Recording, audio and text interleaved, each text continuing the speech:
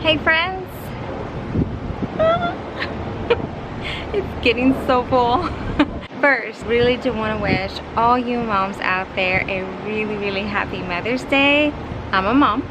I have 3 daughters, 17, 14, and 9. My oldest is a senior in high school. That's the reason why I've been a little bit delayed on my videos. We had prom last week and it was a lot of fun. So it's a lot of cool things happening this year. In this video, we're gonna cover everything you need to do in May to make sure that your garden is as successful as it can be. We are learning, so these things are gonna change, but stay tuned because we're gonna talk about all the things you need to prepare, what to purchase, and what to do in the actual garden itself. If you haven't done so already, check out the last video because that will catch you up. Or if you're in a cooler climate, this is the time to do that first. We're in a warm season. May is the last month that we get to have a warm season. June is gonna be super hot.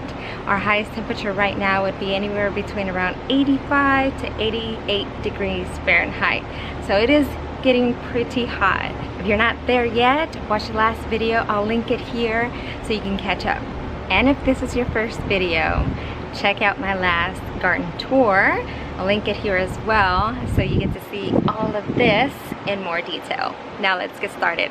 Now we're gonna talk about category number 1, things to do. Let's walk over here to the tomatoes because they're very important. I love them. And we're walking over here because right now everything is starting to bloom. So it is the time to either self-pollinate or make sure that you have enough annuals to attract the pollinators. Most of the time you still have to do some work. It gets very windy here, which I don't mind it, but it's a little bit hard on the camera. So now that things are blooming, we get to self-pollinate, and a way to do the tomatoes is by, it's very simple. You can grab a toothbrush or a paintbrush, and basically you're just gonna dab each of the open blooms so you transfer some of that pollen. Now if you don't want to do that with tomatoes, you can actually just tickle them just like that, and they will pollinate just by me touching each one of them. These are probably already spent. And look, we already have some tomatoes. You can also come over here and just shake the plant. The wind, since it's very windy here, might not need to do this, but the wind will transfer that pollen over where it should go. Look at these tomatoes, aren't they so cute? These are the black and burgundy colored cherry tomatoes. I can't wait to try. It'll be my first time. Self-pollinating guarantees you to have a large harvest. So make sure to do that. This is the time to get some free plants from your garden by propagating them. So things like mint, sage, oregano, thyme, lavender. Just get a couple pieces from them, stick them in water, stick them in soil, and within a few months you'll have a ton of free plants. You can even do your tomatoes because all the little bitty hairs that are on the vines will grow some roots. Those are actually roots. So if you didn't get enough seeds, go ahead and do that. I don't have a video on how to propagate, but there are plenty of videos here on YouTube that you can watch, and it's so simple, you'll love to do it. If you haven't noticed, I have a lot of things growing, which will result in me missing out on some harvest. So make sure that you inspect your plant daily because you'll miss out on some really cool stuff. Let me show you some that I forgot about. So I've got some beans here. And look how many I have. And I just harvested some, but I totally missed this plant. I have 2 plants here, so I'm sure that there's a lot more hidden in there. Look at my squash. And I harvested 1 yesterday, and now I have 4 that are ready. It starts happening really quick, so don't forget about them. The next thing to do is while you're inspecting your plants, start cutting back all the dead leaves. Those attract a lot of bugs, and you don't want those bugs to come near your plants because they'll start eating the good stuff as well. So pull those out, put them in the compost. If they're edible leaves, put them in your worm cafe. I'll link that one if you're interested in worms. And make sure that you're giving your plants enough airflow. You see how you don't see the base of the tomatoes? So that's my next step, is to come over and prune everything that's on the bottom to give them some good airflow here, because it's getting pretty crowded.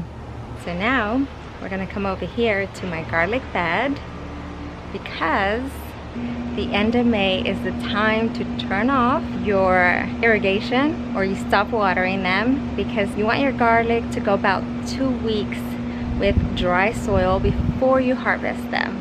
So we're almost there. These have been here since November, so it's been a while, and I'm anxious to see what's going on in here. So stay tuned. In June, I'll be harvesting the garlic. Another thing to do is, if you have plants that have issues with them, pull those out. You don't want to risk any diseases or any mildew, or in this case, powdery mildew, to spread to other plants. So I have to remove all of my peas because they have powdery mildew. I was out for the weekend for my kid, and in 2 days it completely filled with powdery mildew. So look at my peas. They are completely full, and I was just starting to harvest some peas. So it's gonna go. I wanted to show you what they look like before I pull them out. Don't leave stuff like that. It's not worth it. I'm just gonna go ahead and replace them with something else. And lastly, buy yourself a little mini black light, because at night you come out here and turn it on and find things that are chewing on your plants that you won't see during the day. So you want to come out and inspect your plants at night as well. Moving on. The next category is what to purchase. Do you see these beautiful tomatoes? You're gonna want to buy something to protect them. I just purchased some organza bags so that the birds won't pick on the tomatoes. I want all the tomatoes for myself and to share. I don't want them for the birds. So make sure that you buy something that will protect your tomatoes, or anything else that birds might be attracted to. Anything that I mention, I'll link below, or check out my website because I also have them linked there. Now the next thing, it's gonna start to get really, really hot. You're gonna need some shade covers. Something that will cover at least 40% of the sunlight, because you won't get as much production when your plants are struggling with the heat. You're just gonna focus on staying cool and surviving those high temperatures. Here where I'm at, close to Houston, Texas, it can get up to the 3 digits in Fahrenheit, and it's really, really hot. Plants really don't do well when it gets past 90 degrees Fahrenheit. So we're gonna have to protect them in order for them to continue to produce.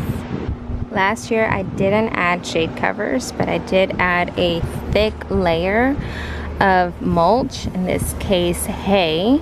You can also put some alfalfa down, those are good, or add some shade covering crops in between so that they keep your roots cool, not too hot, and the top layer of your soil still alive and not dried out. I'm not sure yet, but I might add some stakes here in the front, and then probably hang a shade cover from the stakes and the trellis in hopes that that will protect my plants.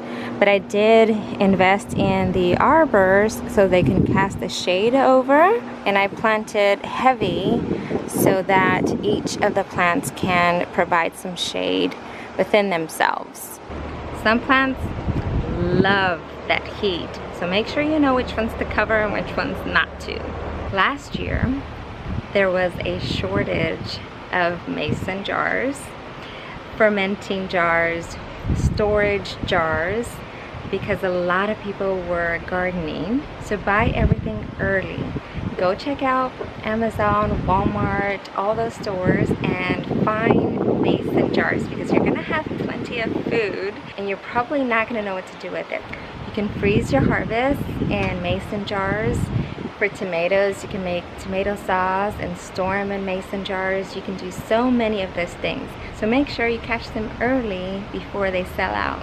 And talking about food storage, I'm buying myself a dehydrator for the first time. I really want to start dehydrating some of my food, especially some herbs. I love to drink a hot tea, really want to store some of my herbs, and a dehydrator is the way to go. You can dehydrate so much of your harvest, so it's going to be a great investment. It could be something you add on your Mother's Day wish list. The last thing to purchase would be some steaks and some clips. Do you see this tomato? It's starting to lean over too much into my walkway, so I need to stake it and lift it just a tiny bit. I purchased some bamboo stakes so that I can shift these. Cherry tomatoes. I really want the cherry tomatoes to trail down, but it doesn't look like they're heading in that direction.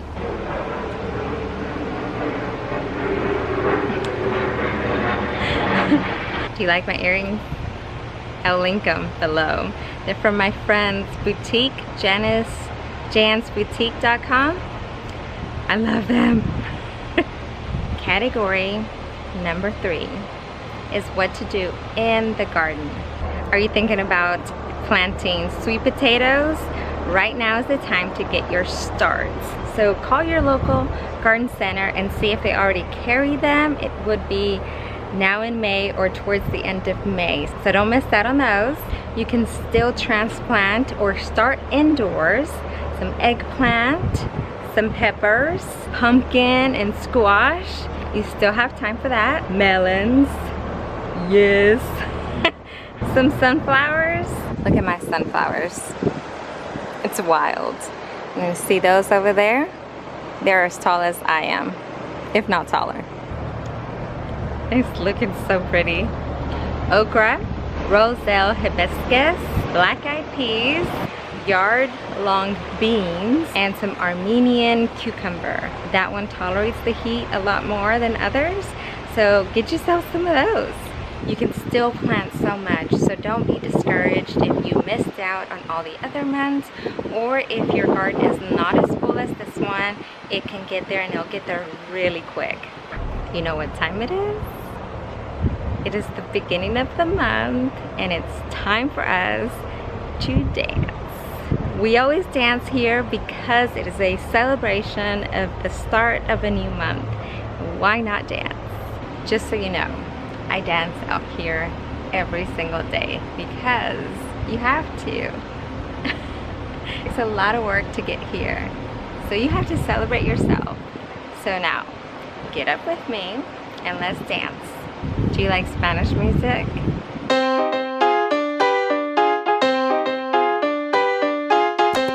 Y ya no sabes lo que pasa. El primer verso, papi. Yeah. Lo que manda aquí la clave. Este ritmo guaguanco, esto es lo que existe. Y también está mi chamaco, nadie nos resiste. Que no resiste. Aquí estamos bravos, la chema tan brava. Esta vida es brava, y yo también soy bravo. Por eso lo que repica son los cueros. Aquí lo que suena fuego. Mueve la abuela el pescadero, hasta lo mueve el aduanero. Norte al sur, lo vemos viendo. La orilla del mar, nos ve sonriendo. Y yo sé lo que tenemos no es para juego y esto divino. Alright, don't forget to dance. Dance every day. I hope you have a great Mother's Day. Let me know what you guys are gonna do. I'm probably just going to binge watch the new season of Selena. So I'm excited for that, and probably just hang out with my family. Stay tuned for all the next videos. Thank you for watching. I'll see you in the next one. Mi abuelita ahora tiene masa.